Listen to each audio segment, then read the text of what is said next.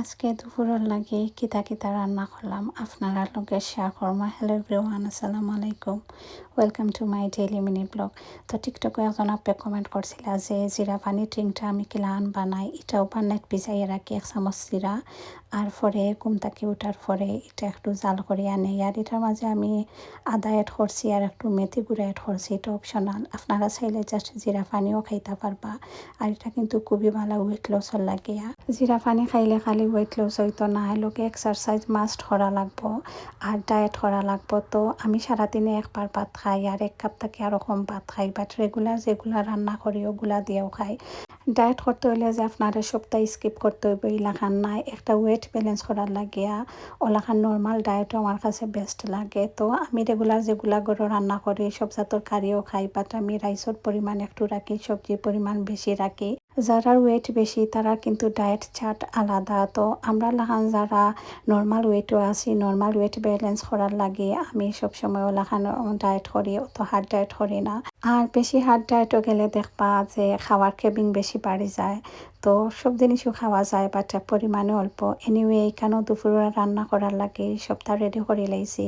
তো আগে আমি সপ্তাহ খাটি কুটি রাখিলাই, আমার কাছে ইজি মনে হয়। তো দেখা যায় যে একলগে রান্না করা যায় 2টা কারি।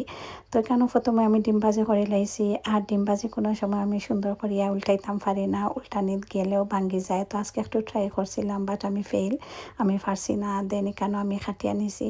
ডিম ভাজি হয়ে গেলে অন্যদিকে স্পিনাকা শাক রান্না করে লাইমু। আর এটা কিন্তু ডাইল দিয়ে রান্না করতে ভালো লাগে। তো আজকে প্ল্যান আসলে ডাইল দিয়ে রান্না করার লাগে, বাট আজকে একটু ডিফারেন্ট করিয়া রান্না করলাম। আলু ছোটো ছোটো করে খাটিয়া দিয়া ওলাখান রান্না করলাম। দেশো আম্মাই দেখতাম যে সময় পুঁই শাক ভাজি করতা, ওলাখান আলু আর নাইলে খাটল বেশি ছোটো ছোটো করে খাটিয়া দিতা, আর এলাখান মিক্স করিয়া শাক ভাজি করে খাইতে যে ভালো লাগতো। তো একদিকে আমি শাক রান্না বয়াইলিছি, অন্যদিকে কেচকি মাছ রান্না করবো। তো পেনের মাঝে সব জাতর মশলা দিলাইছি, আর কেচকি মাছ আমি খাটা পেঁয়াজ দিয়ে রান্না করি, তো ওলাখান টেস্ট ভালো হয়। তো মশলা একটু সময় নিয়ে খসাইয়া নিলাম, আর অন্যদিকে শাক রান্নাও কমপ্লিট হয়ে যায়।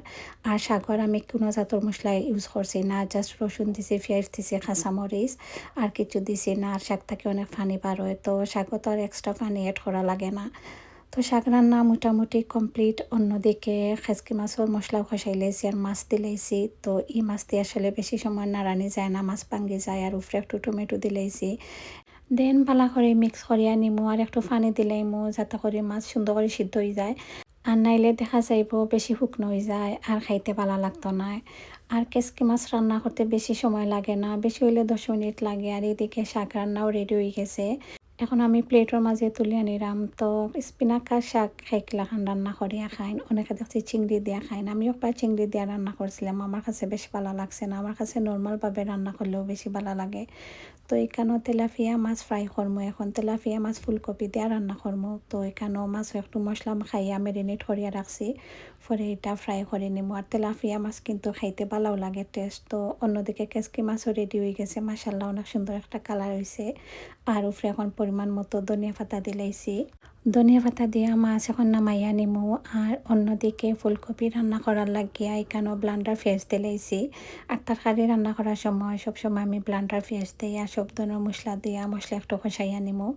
আর মাছও ফ্রাই করা হয়ে গেছে। তো ফুলকপি কিন্তু মাছ দিয়েও বেশি ভালো লাগে, তো মাংস দিয়ে এটা আসলে যায় না।